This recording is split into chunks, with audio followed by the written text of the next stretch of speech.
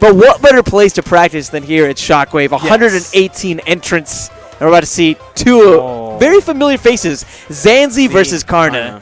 So Zan probably repping that Kirby that he's been labbing up like crazy lately. And Karna, we've seen so much Sheik play, but also the occasional Marth, and he's been working on the Fox from time to time. But whoa. Wait. Are they doing the Cloud Ditto?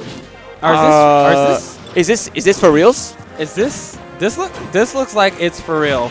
This is the real deal. Game number 1 actually being a Cloud Ditto. And they jumped in here to Midgar FD, which is definitely exciting to watch. So Cloud, I think, as a character is really, really interesting. Not the best character in neutral by any means, but from a punish standpoint, oh my god, this character is devastating. You gotta watch out. He can come back. He is definitely one of those comeback characters. Yeah, and we saw Highland actually last week getting top 4. Yes. Using this character to just come out. And Karna looking like he might be doing something similar, already having Xanzy off stage. But Xanzy able to get that grab. He has that limit gauge fully filled up, but ooh, just a touch late when it came to pulling the trigger. And yeah, that was too committing. That was too. Yeah, if he had maybe done it a touch earlier, it would have been a really smart option just because of how many tech options it covers. But you got to be really quick to pull the gun whenever it comes to using that finishing blow. Yeah, and what I like to point out earlier is that Karna, whenever he's recovering, he throws out the blade beam, I think is what it's called, to cover someone trying to go out and gimp him. So that's a really good option for Cloud to use off stage when recovering. I mean, just look at how much progress a week really makes. You know, these Clouds are looking completely different, really, I feel, from the Clouds that we saw last week. Yeah. I mean, Cloud, it's interesting. I've come across some Cloud, interesting styles of Cloud. Ooh, wow. Oh, Karna overcommitting and just not able to make it back. Man, he was looking for that style, that's for sure. Yeah. That's for sure. Zan filling up that limit gauge. I want to see if he can maybe convert with a big punish here. He's done a great job of shielding a lot of Karna's down air attempts so far, and he has that limit gauge filled up. Maybe we could be seeing a finishing blow, but instead Karna coming just short of being able to recover. He tried to sweet spot it. He tried to go like as below, because the thing about Cloud's up B is that it does not sweet spot at all unless it's limit break. But Karna just tried to get that sweet spot, and then he just misjudged the distance. And I don't blame him. When your opponent has that limit gauge filled up, and if you know that if you don't sweet spot, you could maybe get the finishing touch applied on you, oh man, it's just so scary. Yeah, so I can understand why, he went for it, and that's unfortunate on his part. But, I mean, that's just game 1, so let's see if Karna can polish up the mistakes and turn around in his favor. Well, here we go, game number 2. A lot of the last game, I think, and definitely no shots at Xanzy or anything. It was BB Xanzy, by the way. Yeah. BB Xanzy, the homie, we sponsored it. But no shots at Xanzy or anything, but I feel like it was less about what Zan did really well and more so about a lot of mistakes made on Karna's end. Yeah. Xanzy going for the finishing touch again. Oh, man. He tried to go for the falling up air to finishing touch confirm, and he missed in. As a result, got forward smash for it. You said it in the last game. It could definitely be a commitment at points. And Zan, he could go for a less committing with the side B, the limit break cross slash, because it has literally, well, not literally, but almost no in lag. So, sometimes it's just better to go for the least committing option. So this is one thing that I really look for whenever I watch a lot of Cloud players is their usage of those limit break options, right? Because I think that where a Cloud excels is how they're able to really utilize that option. Sethlon was telling me that he wouldn't be surprised if the Cloud meta kind of changes to so much of it revolving around using the limit gauge as an option to make so your opponent has to approach and simply being evasive and trying to fill that as much as possible. Because like we've seen, there are some insane punishes that you can get if you can just find some of those up airs to set up for some of those finishing touches. Ooh, Zan trying to come out big with that down air, but Karna able to still make it onto the stage regardless. He's off stage here. You called it before using that what was that called? The blade beam, I believe. The blade beam, correct. The blade beam there just to go and relieve some pressure whenever an opponent's coming to try to go and do he's going finishing touch! He went in! The drop zone finishing touch. Karna, you monster. Yeah. Two-stocking Xanzy in game number 2. That was crazy. Definitely made up for the first game.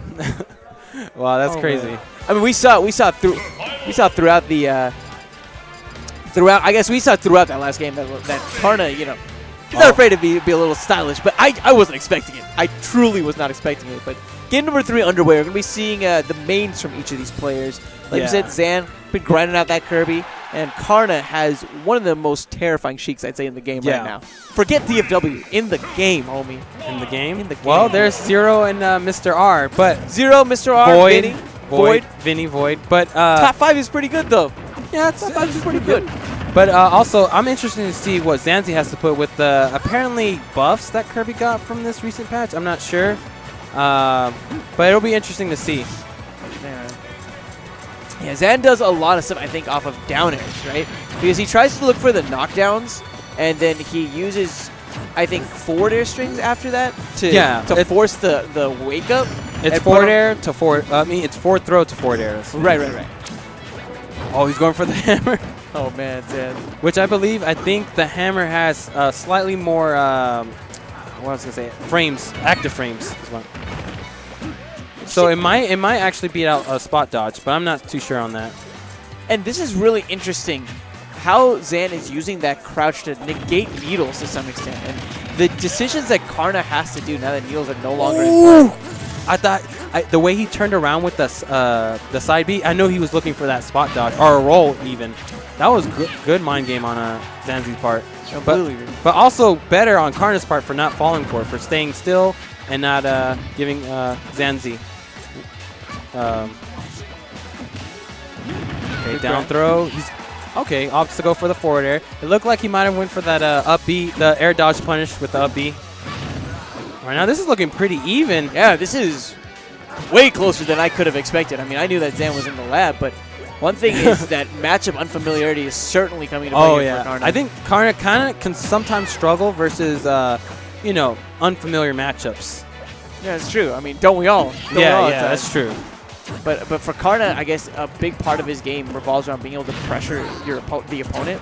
And because Xan's able to negate eagles so well, it's making Karna think about what else he can do to really get some of these approaches. Air dodged right into it. Xan. Oh man, he could have air dodged away. Even though he air dodged, he still could have just air dodged right into it. Was like the up smash was literally a magnet. It was just like, come to me.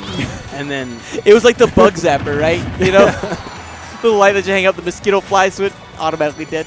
Yeah. Perfect. The light. It called for Xan's. It called for Xan's first stock. Yeah. Well, let's see what Xan can maybe do to bring this back. I mean, what kind of KO options are we really expecting from up throw. Apparently, that's another buff I remember is Kirby's up throw has more knockback. So that would explain the stage selection as well, would it not? Yeah. This is Xanzy's pick. So if you can grab him near the middle of the stage, he can get a KO. Right now, it's all about even getting to the stage.